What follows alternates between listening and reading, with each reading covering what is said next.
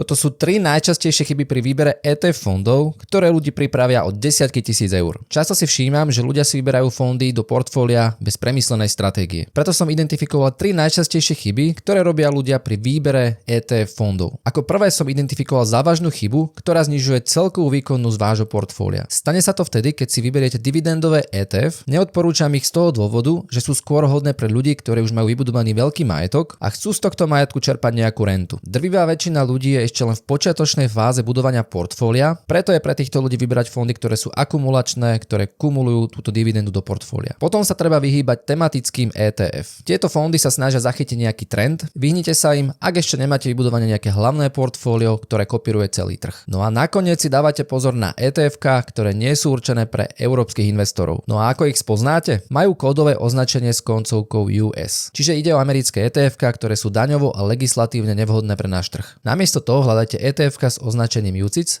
ktoré sú určené pre európsky trh. Chcete pomôcť s výberom ETF stratégie? Pokojne mi napíšte do správy.